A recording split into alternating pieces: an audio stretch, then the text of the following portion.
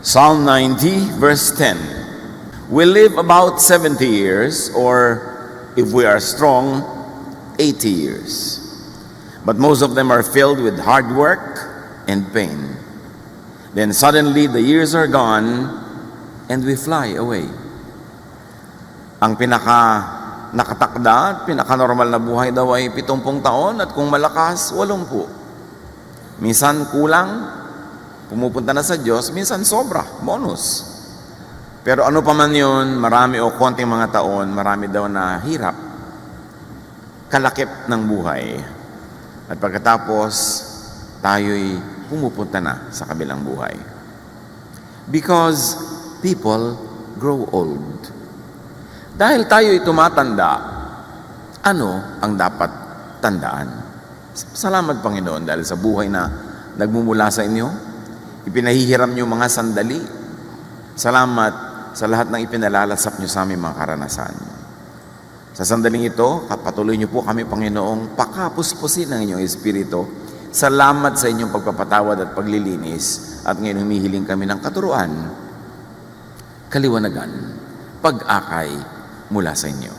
Kayo po ang mangusap, Ama, hinihiling namin ang lahat sa ngalan ng iyong anak na si Jesus. Because people grow old. Ecclesiastes 12:1, keep your Creator in mind while you are young. Habang maaga, habang bata pa, isa-isip na ang Panginoong lumikha sa atin. Which really means live correctly on time. At paulit-ulitin ko yung word na on time, which the dictionary defines as meeting an appointment. Meeting a prescribed time. A time set by someone else or something else. Kaya pag sinabing on time ka, nando ka sa usapan, may kausap, may katipan, o may nagtakda ng oras. Live correctly on time sa itinakda ng Diyos as early as possible. Tama na agad sa simula para ma-enjoy sa mahabang panahon ang tamang pamumuhay. Hindi kung kailan matanda na tsaka palang itatama. Napakarami ng dalang pasanin na bunga ng mga kamalian. And live correctly in time. Tanda ko yung turo sa amin ng English teacher namin nung high school, ni Dr. Arsenia Lagasca. Dinefine niya yung on time at in time. In time naman means early enough. Not too early, not too late. Tama lang, bagay pa rin, pwede pa, at pwede na. So you arrive on time for an appointment, but sometimes you arrive in time for the meal. Na tiyempo, tama-tama, pwede, kahit hindi yun appointment. And you live correctly not only on time, but also in time, whenever possible. Tuwing pwede, kung pwede na at pwede pa, live correctly. In fact, because people grow old, live correctly now, all the time. Bakit? Kasi ang itinatanim, inaani. Ano bang ibig sabihin ng godly life? Marami. Pero sa ating purposes today na may kinalaman sa pagtanda, magtanim ka ng kailangan mong anihin. Bukas, sa makalawa, sa isang linggo, o magtanim ka ng gusto mong anihin. Yun ang tamang pamumuhay. Gusto mong haling ka ng kapwa, magmahal ka. Gusto mong alagaan ka ng mga anak mo pagtanda mo, alagaan mo sila habang bata sila. Gusto mong umani ng maraming mga makakain, magtanim ka ng pagkain, or equivalent nun sa practical na buhay. Live correctly. Mula pinakaunang araw na meron tayong isip hanggang dumilim ng ating isip o sumakabilang buhay, and all the points in between. So if you cannot live correctly on time, at least be in time. Yung pwede pa, abot pa, pwede pang may anihin kahit may edad na. Ecclesiastes 12:1, in years to come, you will be burdened down with troubles and say, I don't enjoy life anymore. Darating daw yan sa panahon ng tao na sasabihin, hindi na ako enjoy sa buhay. Lalo na kung may nararamdaman, lalo na kung malungkot, lalo na kung kapos. So enjoy life on time. Kasi dumarating yung panahon, hindi mo na pwedeng ma-enjoy. Tapos na yung appointment mo with enjoyment. May mga enjoyment na may ka-appointment ka. May ka-appointment ka na mag-enjoy sa ganung panahon, sa ganung oras. keep that appointment. Huwag kang maging huli. But, kung sakasakali man na nagmintis, dumaplis, enjoy life in time. Marami namang pwede pa eh. O, pwede na. And enjoy life all the time. Bakit? 70 years lang daw binigay sa atin. Kung malusog ka, 80. Kung sobrang may bonus, lumalampas pa doon. Pero kung minsan, hindi ka lagi malusog paglampas doon. Minsan naman, 7 pa lang. Sa kabilang buhay na. So, hindi mo dapat ipaghintay. Dapat you enjoy life all the time. Because you don't know how much time you, in particular, have. Ecclesiastes 11:9, be cheerful and enjoy life while you are young. Do what you want and find pleasure in what you see. But don't forget that God will judge you for everything you do. Ibig sabihin lang, enjoyin mo, pero may hangganan yan, may tasa, merong limit. Huwag kang lalampas sa tama dahil hindi na rin yun enjoyable. Meron na yun na pangit na bunga. And when Ecclesiastes says God will judge you, hindi lang yung negative na paparusahan ka pag nagkamali ka, kundi tatanungin ka rin ng Diyos, sinulit mo ba ang buhay mo? May judgment din nun. May panahong dapat ka mag-enjoy, hindi ka nag-enjoy, sinayang mo yung bigay ko sa iyo na lakas, yung kakayahan mag-enjoy, sinayang mo ang gift ko. At katulad doon, sa binigyan ng mga iba't ibang dami ng kayamanan para gamitin nila, yung mga hindi niya na parami yung ibinigay sa kanya, binawi. Hindi lang tayo binibigyan ng Diyos ng oras sa mundo para magtrabaho na magtrabaho at maglingkod na maglingkod. Bagamat kasama yon, pero meron din kasama yon na space and time for enjoyment. And we will also be accountable to God pag hindi tayo nag-enjoy. Marami kasi kumisang misrepresentation ng religion na puro tiis dito, sa langit ka bumawi. Imbento ng tao yung katuruan na yun. Pero ang Diyos, ang gusto niya ang mga tao mag-enjoy. Kaya tinuruan tayo ni Jesus na makilala ang Ama na gusto niya tayo mag-enjoy sa buhay. To the point na ang unang miracle ni Jesus ay lumikha ng alak mula sa tubig just to extend a party that would have abruptly ended because there was no more wine. Kilala ba natin ang Diyos sa paraan ng pagpapakilala ni Jesus? Ecclesiastes 9:9, enjoy life with your wife, or of course with your husband, whom you love all the days of this life that God has given you. Which really means don't waste time. And part of that is share time with people that you love and people who love you. Because by sharing good moments with people you love or people who love you, you not only enjoy that time, but you also multiply it. Because people that we love and who love us multiply our joys, divide our sorrows. Sabi niya, enjoy life with your wife. Hindi yung wife ng iba. Yung wife mo. Yung partner mo. For this is your lot in life and in your toilsome labor under the sun. Don't default on this. At nauunawaan natin na maraming mag-asawa ang kailangan kahit temporarily magkahiwalay sa paghahanap buhay. Pero huwag naman pag-uwi mo, nakakabaong ka na. Huwag naman pag-uwi mo, ang tanda-tanda mo na parang na lang kayong magkapatid. Sayang. Binibigyan ka ng Diyos ng kapartner sa buhay at hindi naman lahat ay may ganong klaseng blessing. Dapat don't default on that privilege. Dapat huwag masyadong mahaba ang oras na magkahiwalay sa pagtatrabaho kasi yung pera, hindi mauubos ang pangangailangan dyan.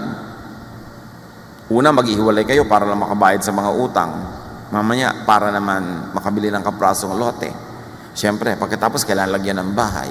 At siyempre, liba na lang napakarami mong pera, doon ka na makakabili sa mga angono, pililya, sa mga maragundon. Kasi medyo malayo-layo na yun. Doon mura-mura. Bakit nga mahal na rin doon. So ngayon, ano mangyayari? Kailangan mo ng kotse. So pagkatapos, by then, mag-aaral ng mga anak, hanggang mag-college. Pag uwi mo, hukluban ka na. Mabuti kung magkasama kayo. Kung hindi, sayang. Sabi ng Bible, enjoy life with your partner. Ipaglaban yun. Huwag laging puro pera lang. Dapat alam natin kung hanggang saan ang pwedeng ipaghiwalay natin dahil sa pera at hanggang saan ang tama na yan dahil dapat magkasama naman. At yan ay sa lahat ng uri na magkasama, magkakapatid, magkakaibigan. There's a price to pay for being together. But be willing to pay that price instead of pay the price for other things. Ang tunay na nagpapasaya sa tao, are activities at mga kasamang mahal mo sa buhay, hindi things that you can buy. Ecclesiastes 11:8, however many years anyone may live, let them enjoy them all. Kaya hindi gusto ng maraming mga conservative priests ng Israel ang Ecclesiastes at ayaw nila kay Solomon. Kasi si Solomon, among the teachers in the Old Testament, isa siya sa konting nagtuturo ng itinuturo rin ni Jesus, that you must enjoy life because it's a gift from God. So kay short, kay long, huwag magpalampas, huwag maghintay. Kaya kuminsan ako rin ay medyo naawa sa mga kababayan natin, mga OFW, nasa abroad, ang lahat ng kinikita halos ipadala sa pamilya. Magbubukas ng isang sardinas, sa umaga, aalmusalin niya yung isang piraso, sa tanghali, yung isang piraso pa, at sa gabi, yung pangatlong piraso, araw-araw ganun halos, ipapadala mo lahat. Hindi makakain ng masarap, tapos puro delata, puro mga elado ang kinakain. So ang nangyayari, nagkakaroon ng mga stomach problem. Pag uwi dito, may mga health problems, hindi na makarecover. At yung mga hindi niya nakain na matagal, hindi na halos din makain pagdating ng panahon. Kaya dapat meron ka ring isineset aside na hindi bali, kahit magpapadala ako sa pamilya, kahit nagpapaalak ng mga anak. There are moments na papasarapin ko naman yung pagkain ko. Hindi ako lagi magtitipid at magtitiis. Kasi nga, nagtitiktak ang orasan, hindi mo alam kung kailan ka sa kabilang buhay, kung ma-enjoy mo pa ba yung nakalaan ng Diyos na dapat mong ma-enjoy. Kaya sabi sa Ecclesiastes 11:8, but let them remember the days of darkness, for there will be many. So kung hindi naman yung dark ngayon, yung araw na to, huwag mo nang gawing dark. Enjoyin mo na yung kanyang kagandahan.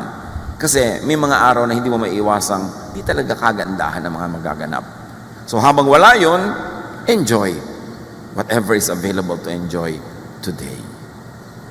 Ecclesiastes 12:2, someday the light of the sun and the moon and the stars will all seem dim to you. Tatanda ka, lalabo ang iyong mata. So enjoy the sights on time, in time, all the time. Lalabo daw ang mata, kaya kailangan habang nakakabasa ka, magbasa ka, nakakapanood ka, manood ka, nakakakita ka, tumingin. Kaya nga kuminsan, lagi natin pinapayahan yung mga sobrang mahilig mag-selfie, gagastos ng maraming pera, pupunta sa mga magagandang lugar, hindi naman nila actually natitingnan yung lugar kasi busy-busy sila magpa-picture na magpa-picture. So pag tumingin ka sa mga travel picture nila, hindi mo naman nakita yung lugar, sila ang nakita mo. Sayang, nagpunta ka pa doon, dapat yun. Hindi ka nagtitake ng picture o mag-take ka ng konti, pero manahimik ka, tingnan mo, titigan mo, kasi baka hindi ka na bumalik doon uli. Iba naman siyempre, pag personal mo nakikita, kesa nakikita mo lang sa Facebook. Ecclesiastes 12:2, rain clouds will remain over your head pagdating ng araw. So habang maaga, go out. Kasi uulan at uulan, darating yung mga panahon na hindi pwede. Be out. Live your life. Live your truth. Enjoy your life. Kasi hindi mo alam kung kailan yung deadline ng earthly life mo. Ecclesiastes 12:3, your body will grow feeble, your teeth will decay, and your eyesight will fail. Hihina ang mga kasukasuan, maglalaglagan ang mga ngipin, lalabo ang mata, therefore be active habang kaya. Kung pwede na, active na.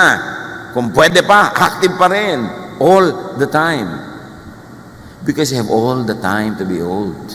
If you'd be given many, many years. Huwag ipaghintay. Dapat everyday meron kang konting bakasyon kahit ilang minuto. Bakasyon from others. Yung matahimik naman yung tenga mo sa bunganga ng kasama mo. Kailangan meron ka ilang minuto man lang na everyday na ganun. Huwag mo ipaghintay ng after 1 year tsaka ako magbabakasyon. Kasi baka mamaya, bawian ka na ng buhay, hindi na dumating yun. So meron ka dapat ine-enjoy na konting, kahit konti lang na pagkain everyday, hindi magtitiis ka, next month na ang kain. May konti kang iniaagaw. May konti kang time to enjoy, to relax, every day. Because the Lord's blessing is new every morning. You must not allocate the blessings for today para bukas. Gamitin mo ngayon. And you must not borrow tomorrow's blessings para splurge mo today. May panahon, kaya nga dapat on time. Ecclesiastes 12:4, the noisy grinding of grain will be shut out by your deaf ears, but even the song of a bird will keep you awake. Bakit nga ba? Pagka tumatanda na, humihina na tenga, isinisigaw mo na hindi pa marinig. Pero kung minsan man, huni lang ng ibon, hindi makatulog. Therefore, habang kayang-kaya pa ng tenga, listen, hear what you want to hear. Kung gusto mo ng ganong music, kung gusto mo ng ganong nadidinig, pakinggan mo siya. At huwag nating takpan ng tenga ng kapwa natin para huwag iparinig sa kanila yung gusto nilang marinig. At huwag nating laging punuin ang boses natin ng mga tenga nila dahil hindi naman tayo sure kung yun ang gusto nila marinig. Hindi ko mo asawa mo, partner mo, kapatid mo, kaibigan mo, lagi nang yung punong-puno na yung tenga, umaapaw na yung tenga niya sa boses mo. Kailang bibigyan mo siya ng pahinga kasi baka hindi yun ang gusto niyang marinig sa oras na yun. Ecclesiastes 12:5, you will be afraid to climb up a hill and walk down a road. Darating ang panahon, konting burol lang, ayaw mo na akyatin, o ayaw mong bumaba. So, habang kaya, habang pwede na, at habang pwede pa, climb, walk. At huwag tayong mga hawa ng ating mga takot. O natatakot kang sumakay ng aeroplano, huwag mong takutin ang lahat. Sasakay ka. Hindi ka ba nininervous sumakay? Hindi ka natatakot pagka may tagtag? Hindi ba naiisip na may crash kahapon? Yung ganun. Yung mga takot mo, sarilinin mo na lang. Huwag mong takutin ang iba. Kasi ikaw nga, kinukulong ng takot mo eh, di ba? Nakakadena ka, nakakulong ka dahil takot ka. Tapos gusto mo ikadenad yung iba. So, huwag kang manghawa ng fears. In fact, set people free from fears. Ecclesiastes 12:5 and 7, your hair will turn as white as almond blossoms. You will feel lifeless and drag along like an old grasshopper. Huwag naman kayo ma-depress sa mga binabasa natin, ha? Kasi hindi depression ang goal nito. Kundi ma-realize mong darating yon, so bago dumating yon, dapat samantalahin mo ng panahon. At pag dumating na yon, tanggapin mo. We each go to our eternal home, and the streets are filled with those who mourn. So our bodies return to the earth, and the life-giving breath returns to God. Yun ang good news. Igugupo ang katawan mo, huhina, para bumalik sa lupa. Pero may namang good news yan eh. Yung spirito mo naman, babalik sa Diyos. Tiyakin mo lang, bago mo isole yung katawan mo sa lupa, sulit. Hindi mo nagamit yung katawan mo dahil puro espiritu lang inisip mo. Puro sa kabilang buhay, nandito ka pa. Pag nandito ka, nandito ka. Pag sumakabilang buhay ka, sumakabilang buhay ka. Heaven can wait. And you have all the time for eternal life. And it is so long. So dapat yung buhay dito, buhayin. Because you will not be in your body again. You will not have your physical body for long. You will not always be physical. Because a time will come and you will just be a spirit. So live in the body all the time. Basta pwede na at hanggang pwede pa. Kaya on time and in time. In other words, get physical. Sobrang dinidemonize sa mga religious people yung to get physical. Kung ayaw ng Diyos ng katawan, ba tayo binigyan? Di dapat lumulutang-lutang lang tayo na para mausok-usok. Binigay sa'yo ng Diyos yan. Alam ng Diyos ang ginagawa niya. Huwag mong sayangin, huwag mo aksayahin. Enjoy and engage the senses. Binigyan ka ng mata para makakita, hindi para ipikit. Tenga para makarinig. Ng panlasa para kumain. Binigyan ka ng katawan para isayaw, ilundag, umakyat, maglambitin. Live life to the fullest and enjoy sensations because the senses are from God. Feel and be felt by those around you. Ecclesiastes 11:8 to 10, even if you live to a ripe old age, you should try to enjoy each day because darkness, meaning physical death, will come. Either your death or the death of other people. So while you are here, live. While they are here, live with them and let them be alive. Because darkness will come. And when darkness or death comes, we must not be possessed by regrets. Dapat ang nakasulat sa lapid na natin, sulit. Diba? Sulit. Diba? Talagang sulit. Talagang Ginawa niya ang lahat ng pwedeng gawin. Kaya sabi sa verse 10, rid yourself of all worry and pain, because the wonderful moments of youth quickly disappear. Huwag yung ang lagi mong iniisip yung mga alalahanin, mga nakakatakot, mga problema, magagalit ang Diyos. Konting-konti lang kinakagalit ng Diyos, yung hindi ka loving sa iba. Kung lalamang ka, gumagawa ka na masama sa iba, yun. Pero nag-enjoy ka, bakit magagalit ang Diyos? Uy, laki-laki naman ang leche plan sa halo-halo mo, magagalit si Papa Jesus. Yung mga tao, lagi ang tingin na lamang sila sa Diyos, lagi na lang magagalitin. Do not rob the youth of their youth. Mga matatanda, yung mga youth, hayaan nyo maging youth. Huwag nyo sila itulad sa inyo kasi matanda na kayo, sila hindi pa. Huwag nyo pilitin sila na kumilos na parang kayo, kaya nga kayo mahinin, hindi naman dahil mahinin, may rayuma kasi. Di ba? Nung mga bata pa kayo, hindi ba rin kayo magagaslaw ng konti? Yung lagi pag may masaya, pinandidilatan, pag may malakas tumawa, pinandidilatan. Pagka may kasamang BF, galit na galit ang mga titang old maid, ano inggit? Ayaw nyo mag-enjoy ang mga bata, itutulad nyo sa inyo. Siyempre, dapat merong bodo, merong iniingatan, merong hangganan, pero huwag sobrang pigil. Kasi hindi naman sila bata matagal eh. Sandali lang. Sandali lang. Pag lumampas, kaya tuloy ang tanda na, doon nagbabata-bataan.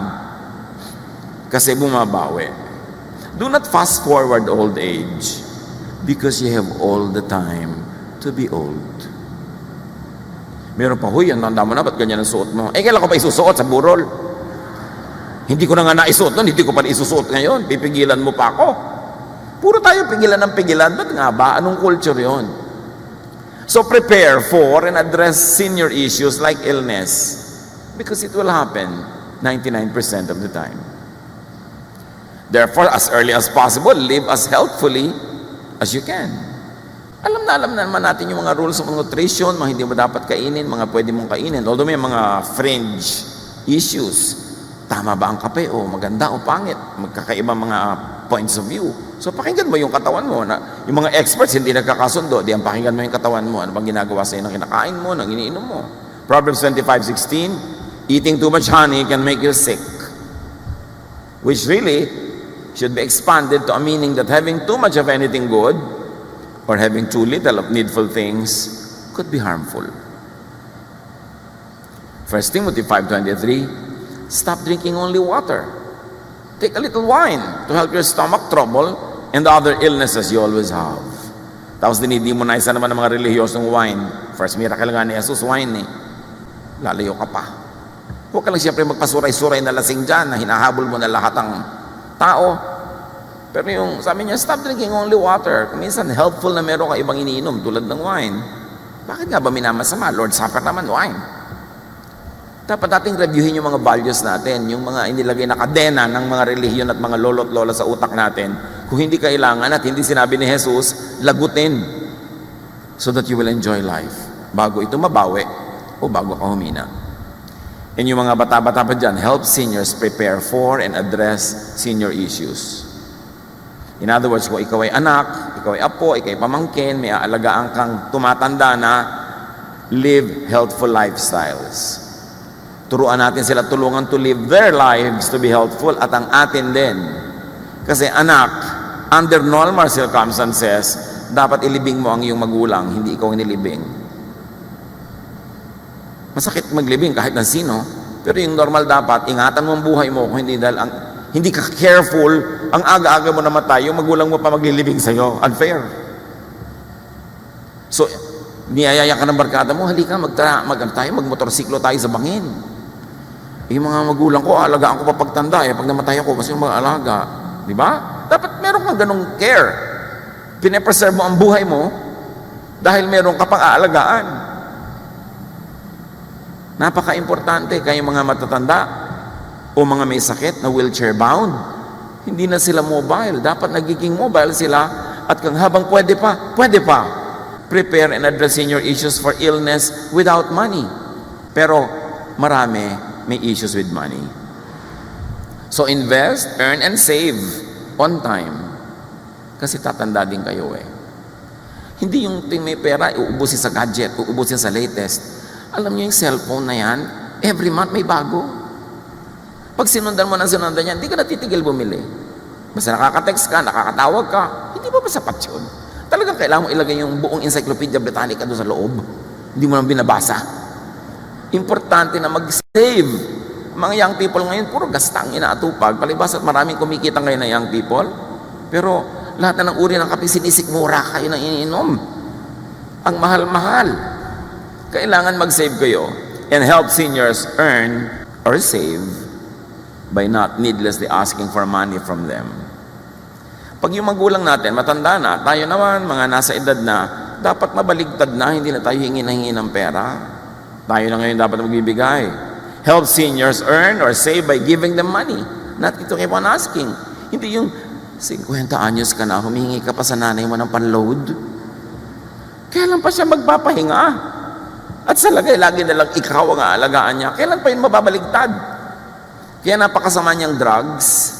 Kuminsan yung natutunaw ang utak ng mga nagiging sobrang dependent, ang tanda-tanda na, pati yung laman ng savings ng nanay niya, ninanakaw pa kuminsan dahil nasisira ang isip. Kaya mahalagang bantayan mo sarili mo, magpakatino ka, magpakayos ka, kasi may magulang kang dapat mo itaguyod. E pag hindi ka nagpakatino, di ikaw pa rin ang itataguyod ni magulang. Hindi na mare-reverse yung mga roles nyo. Mark 7:11, sabi ni Jesus sa mga religious people, na yung mga religious people, sinusursulan yung mga tao na kahit hindi nyo na ibigay sa magulang nyo yung pera nyo, ibigay nyo lang sa temple, okay na yon. Sabi ni Jesus, you let people get by without helping their parents when they should. You let them say that what they own has been offered to God. You won't let those people help their parents. And you ignore God's commands in order to follow your own teachings. So pinapagalitan ni Jesus yung mga religious leader na sinususulan yung mga tao, basta i-donate nyo sa temple kahit hindi nyo na ibigay sa magulang nyo. Sabihin nyo, binigay nyo sa Diyos. Sabi ni Jesus, invento nyo yan. Ang gusto ng Diyos, yung mga magulang, bigyan nyo. Hindi yung puro inubos nyo na sa either sa relihiyon, o inubos nyo sa bisyo, o inubos nyo kung kani-kanino. Dapat may parte ang magulang nyo. Jesus says that God commands children to help parents. Tatandaan nyo mga anak, ang pang-parents, pang-parents. Sabi yun ni Jesus, ang pang-temple, ang pang-gimmick, pang-gimmick. Pero ang pang-parents, hindi dapat yan nabubura. Kahit mag-asawa ka pa, magkaanak ka, nandyan yung magulang mo, hindi siya dapat nabubura sa listahan ng mga bibigyan mo. And parents also should do the same. Kasi may mga magulang naman na hindi naman nagiging mabuting magulang. Yung pera nila, pang kanila lang. Hindi nila buhayin yung mga anak nila. Inuubos sila sa sarili nilang mga lakad, sarili mga bisyo. Sabi ng 2 Corinthians 12:14, children should not have to save enough for their parents, but parents for their children. Yan ay sa mga bata pang children. Sa may bata pa mga anak, hindi kailangan sila ang bumuhay sa magulang. Dapat magulang ang bumuhay sa kanila. Pero pag tumanda na yung mga magulang at may edad na yung mga anak, baligtad naman, sila naman ang bubuhay sa magulang nila. You exchange places. You reverse roles. Pero sabi, hindi ang bata-bata pa ng anak mo, doon ka na nakaasa, ang lakas-lakas mo pa. Yung mga anak mo ang aasahan mo. No! Dapat ikaw ang magtaguyod sa kanila. At pag mahina ka na, sila naman ang magtataguyod sa iyo. We should prepare and address senior issues like illness without care or caregivers. Yan ang concern ng mga matanda. Paano kaya pagtanda ko? May mag-aalaga kaya sa akin? Kaya ang mga matatanda, mga magulang, sinusuri ang mga nobyo-nobya ng mga anak nila. Ang tinitingnan lang ng magulang, ito kayang babaeng ito na girlfriend ng anak ko, alagaan kaya ako nito pagtanda ko? O bubulagin niya lang yung asawa niya na anak ko na huwag na akong pasyalan. Mag-shopping na lang sila. So, kaya mga magulang nakatingin na ganyan sa mga nobyo at nobya nyo. Kasi, kasali yan sa equation. So, assure your seniors of your devotion and readiness to care for them. Hindi sila kahit kailan dumating sa one moment ng pagdududa kung aalagaan nyo ba sila o hindi, kung sila tumanda. And be willing, ready, and able to give care. It's part of the deal. Life is like that. And Jesus was very clear about it. Ang humanidad, mula nung unang-unang tao hanggang ngayon, patuloy tayong nabuhay dahil ang bata ay inaalagaan ng magulang at pagtanda ng magulang ay inaalagaan ng anak na nagkaedad na. At yung anak na yon ay magkakaanak, aalagaan niya yung anak niya, at tatanda siya, aalagaan naman siya ng anak niya. Pasalin-salin, generation to generation to generation. It's not only a tradition, it is the order of things. It is the order of God. Dapat ganon. So, assure seniors of your devotion and readiness to care with them, especially when you begin to move from single to in a relationship. Meron namang mga young people, 3 araw pa lang kilala tong lalaking to, itinakwil na ang magulang. Nakindatan lang sa mall. Itinakwil na ang mag-ama't ina. Lalo naman, you care for your parents and be very, very clear about your love when you change from single to married. Meron naman pag nakapag-asawa na, nalilimutan na yung magulang.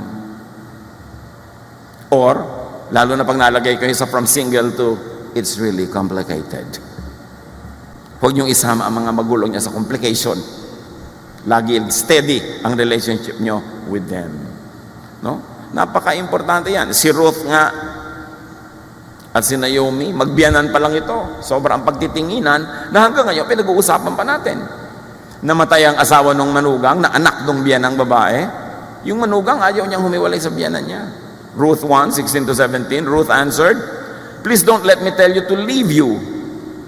Pinapawala na kasi siya ng biyanan niyang babae para makapag-asawa siya ng iba at magkaroon ulit ng panibagong buhay. Sabi niya, "No, I won't leave you. I will go where you go.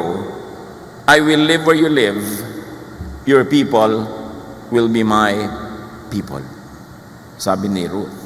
In other words, sinasabi niya sa matanda, I will be where you are, you will be where I am, and I will accept your crowd.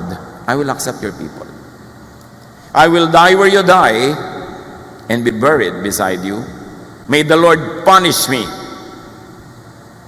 if we are ever separated, even by death. Ito ang sabi ng manugang sa biyanan. Hindi lalo naman yung anak na sinasabi dapat yan sa magulang. No? Sabi ganon, parusahan nawa ako ng Diyos kung pababayaan ko kayo. At ang mga anak should take that to heart. Kahit maraming bagay sa mundo, maraming technology, maraming paraan ng pamumuhay, pero may bagay na hindi dapat magbago. Na ang bata ay naalagaan ng matanda, pagtanda ng matandang yon, yung batang tumanda na rin ang mag-aalaga sa kanya, from generation to generation to generation. Prepare for and address senior issues like lack of money. Maraming ganon. So help seniors, assure them of your support with your verbal and body language. Maraming mga magulang nagseselos sa mga boyfriend o girlfriend ng anak nila kasi mula nung nagkaroon ng boyfriend, girlfriend, talagang hindi mo na makita. Kahit naghihingalo na yung magulang, iiwan dahil may date. Dapat yung body language mo is clear to your parents. You are my priority. Kung magkakaroon ako ng love life o asawa, dagdag to sa buhay ko pero hindi ka minus. Dapat clear yun. Huwag tayo nagpapalito sa mga bagay na binadala sa atin ng daily life. So empower yourself to be able to support your elders. Sa abot kaya, be and stay healthy and alive. Sa abot kaya, do not die ahead of your elders. Dapat ikaw ang maglibing sa kanila. Dapat ikaw ang magpa-hospital sa kanila. And how can you do that? Make money. And save. At marami na ngayong mga insurances that you can get for your parents. Sa 40 years ng inyong lingkod sa ministry, ang ipinagtataka ko, may mga pamilya na nagkaroon naman, naranasan naman nila magkaroon ng mga resources, pero pag may namatay, ni walang pambili na taol, ni walang paglibingan. At kahit ilalagay yung ubos sa Tupperware, walang Tupperware. Walang paghahanda kahit konti, para bang walang mamamatay, walang magkakasakit, walang preparation. Dapat handa tayo dyan. 1 Timothy 5:4, if a widow has children or grandchildren, o sabihin na natin, if any elder, may mga itinataguyod siya mga bata, they should learn to serve God by taking care of her, as she once took care of them. This is what God wants them to do. Pag daw merong matanda, lalo't namatay na yung partner niya, di nag-iisa na siya, malungkot na siya, wala man lang kumakamot ang likod niya. Sabi ganon, yung mga inalagaan niyan, mga anak, mga apo, dapat siyang alagaan. Tulad ng naging pag-aalaga niya sa kanila. Sabi, ito ang kagustuhan ng Diyos. Kaya naman mga magulang, mga tiya, mga tiyo, alagaan yung mga bata. Habang bata sila, kung paano nyo gustong alagaan nila kayo pagtandaan nyo. Meron naman mga magulang, iniluwal ka lang, yun lang, wala nang ginawa sa'yo, hindi ka inalagaan, man lang. Tapos kung mag-expect later on, akala mo naging ulirangin na, kung makapanghingi, kung makaasa. Dapat ibagay-bagay naman din natin kung paano natin panalaki mga anak natin. Ibagay-bagay naman natin yung mga hinahanap-hanap natin sa kanila ngayon. Pero mga anak, whether or not, naging napakabuti ng mga magulang nyo or not, outdo them in doing good.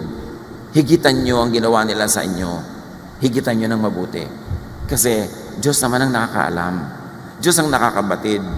At Diyos ang nagpaparusa sa hindi marunong tumanaw. Diyos naman ang nagbibigay ng pagpapala sa marunong tumanaw. Kaya sabi niya, honor your father and your mother so that your days may be blessed and may your life may be long. Yan ang kaisa-isang utos na may kakabal na pangako So mahalaga sa Diyos yung issue ng mga anak na nag-aalaga na magulang.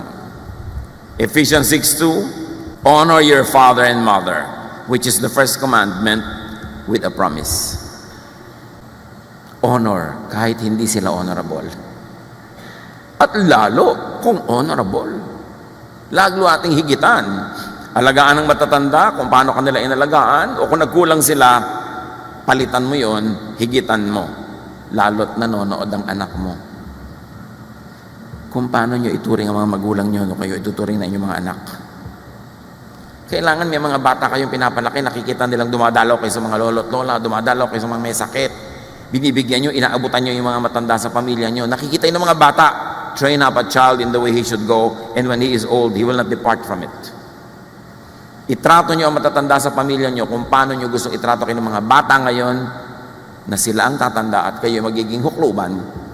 So paano nila kayo itatrato? What example do you show them? Prepare for and address senior issues like aloneness and loneliness. Huwag iwan-iwanan ng mga matanda, ay mapapagod lang po kayo, dito na po kayo sa bahay. Actually, ay mo lang mapagod ang bagal-bagal niyang kasama. Di ba? Kailangan isama ang matatanda, no? Isama sa mga lakaran, no? Huwag gawin taong bahay. At lalong-lalo na, huwag niyo namang obligahin na mag-alaga ng mga apo nila. Inalagaan kayo ng magulang niyo, sapat na yon. Hindi sila dapat tagapag-alaga ng mga anak niyo. Liban na lang, nagvo-volunteer sila at nag-enjoy. Pero huwag niyong gawing tungkulin nila yon. Hindi nila yon tungkulin. Tungkulin niyo yon kung may anak na kayo. So seniors and seniors to be, mahalaga naman, keep making new relationships. Alam mong matanda ka na pagka ang dami mo nang pinupuntahang libing. Dati mga reunion ang pinupuntahan mo, ngayon nakikita-kita kayo sa mga lamay. Then alam mo umiedad ka na. Wala tayong magagawa tungkol doon, dapat tanggapin yun. But make new friends. Isa-isang nauubos yung mga dati nating friends, you should make new friends, kahit with young people. Huwag natin ikulong yung sarili natin sa mga dati lang natin nakasanayan na friends. Dahil habang buhay pa tayo, magandang may friends. Psalm 71:9, don't throw me aside when I am old. Don't desert me when my strength is gone. It is actually a prayer, but it would also be a message to everyone around us. Si David, nung tumanda na, maski hari, may mga pangangailangan. 1 Kings 1:1-4. King David was now an old man, and he always felt cold, even under a lot of blankets. His official said, "Your Majesty, we will look for a young woman to take care of you. She can lie down beside you and keep you warm." They brought her to David, and she took care of him. Yung mga iba naman mga chismosa, biyudo na nga ito, may edad na, tapos nakitang may kasama ang bata-bata. Ang bata ng kasama, nakita mo ba? Anong gusto niyong isama? Mas matanda pa sa kanya, di aakayin pa niya? Matanda na nga siya, gusto niyang ma-encourage sa mga bagong dugo na masigla. Kailangan makumuha pa siya ng mas matanda pa. Yun naman mga chismosa, lagi na lang, kita-kita mo yung kasama. Yan ang mga killjoy sa buhay, no? Mga malulupit ang dila. Alam niyo ang napakalupit ng chismis? Pag chismosa kayo, dahil niyo si Hitler. Sa dami ng mga sinusugatan at mga pinapatay. Yung tao, hindi mo alam kung anong problema pinagdaanan. Ba't buhay pa siya ngayon? Paano siya nag-survive? Tapos nag-enjoy siya ngayon, mamasamain mo na. Hindi mo naman alam ang buong buhay niya eh. Hindi mo alam ang background. Alam niyo, napakarami nating hindi alam para tayo manghusga. We don't know. Kung minsan makikita mo, merong isang tao, uy, bakit naman yung tao na yan, maluwag sa buhay, yung mga kapatid niya, ang hihirap, di malang tulungan. Anong malay niyo kung naghihirap na nga siya katutulong? Anong malay niyo kung wala ka kwenta-kwentang tulungan yung mga kapatid niya? Who do you judge? You don't know. But people are only just trying to survive. People are trying to make sense of life. And people are trying to make the most out of the little that there is. So help by assuring seniors of your presence, by providing seniors with your presence. O kung hindi nyo sinasamahan ang mga nanay nyo, mga tatay nyo, ibilin nyo ng kasama. Ikuha nyo ng caregiver. Sabihin nyo, nanay, manood po kayo ng sine, libre naman ng senior, o etong kasama nyo, libre nyo na rin. Pag nilibre ko na, hindi ko kayo pwedeng samahan, pero eto, ganon. Pero huwag nyo silang bulukin sa bahay. John 21:18, I tell you for certain that when you were a young man, you dressed yourself and went wherever you wanted to go.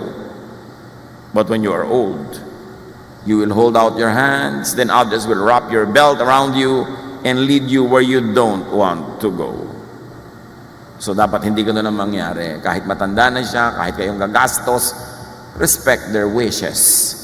Kung anong gusto nilang puntahan, sino gusto nilang kasama. Address senior issues like concern for the vulnerability and helplessness of their loved ones.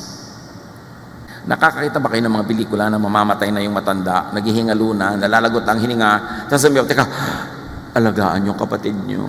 O magbibilin. Kasi concern ng isang matanda, yung iba niyang mahal sa buhay na talunan sa buhay, mga dehado.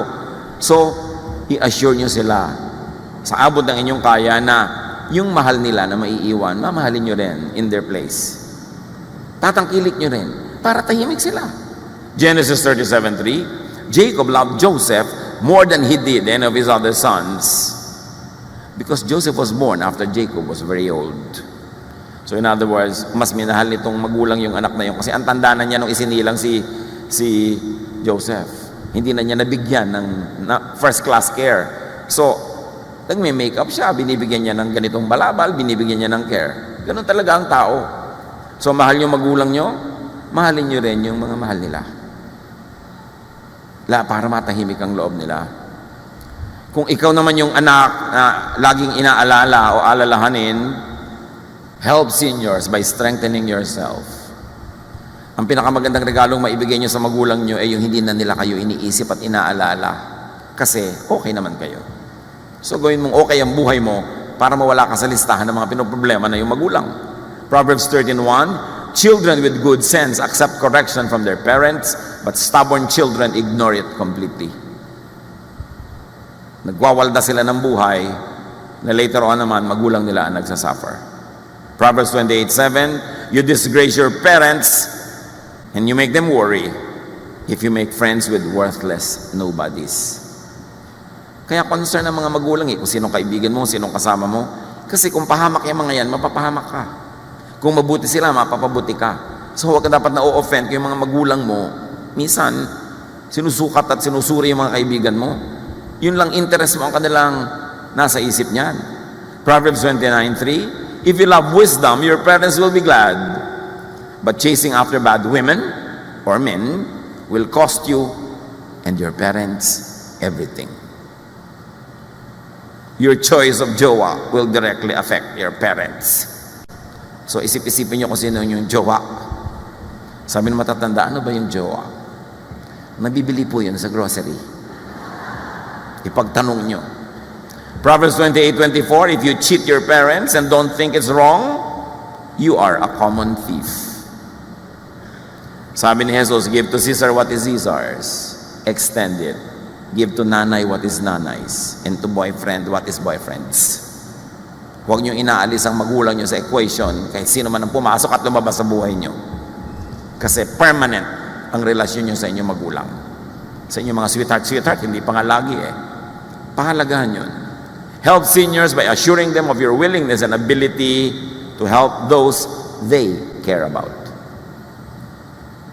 1 Timothy 5:8, people who don't take care of their relatives, and especially their own families, have given up their faith.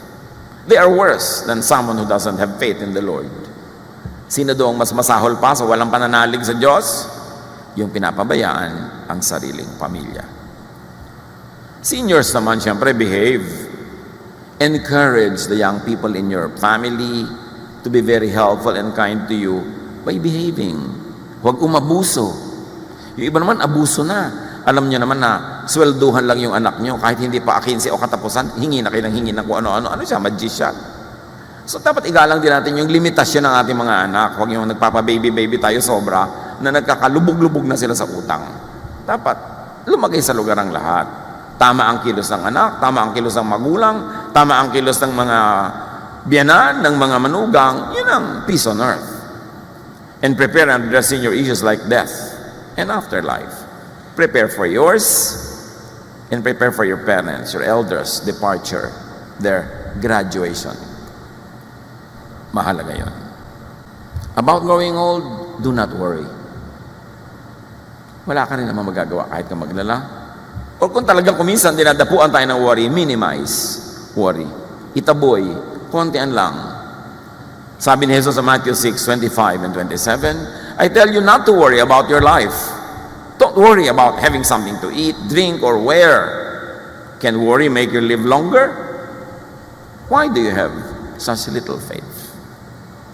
Ipabahala sa Diyos ang hindi natin kayang saklawan. Do what can be done on time and in time.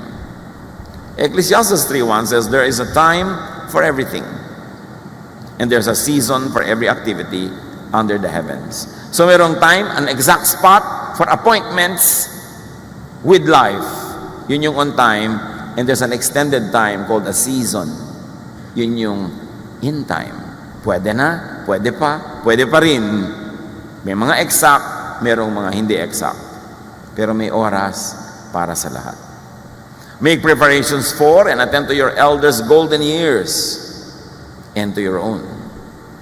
Seek spiritual and emotional stability as early as possible so that you will enjoy a long life of stability, and seek financial security and independence as early as possible.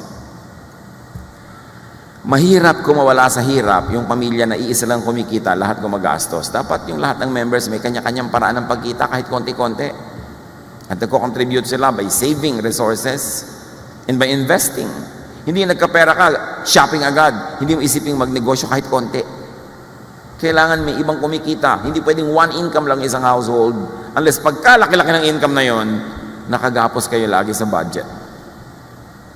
Yung lagi natin ipinagdiriwang na woman of Proverbs 31, because the woman of Proverbs 31 works hard and smart, makes good money, and she does good to her family and to her neighbors, to the needy, because she manages her life, her family well, she could be cheerful about the future.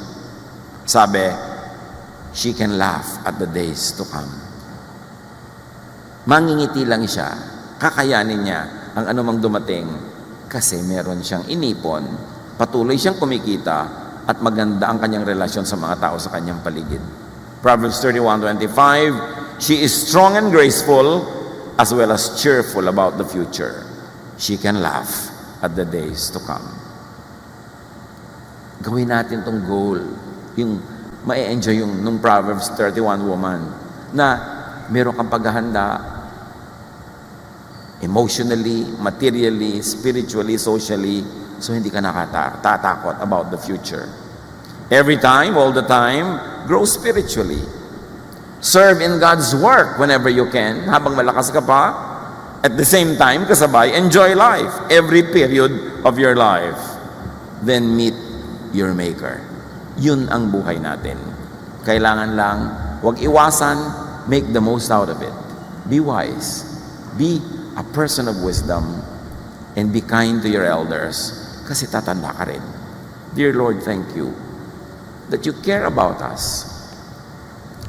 Na meron kang inilaan na kasiyahan, tungkulin, trabaho para sa amin, bilang bata, bilang kabataan, bilang young adult, at bilang seniors.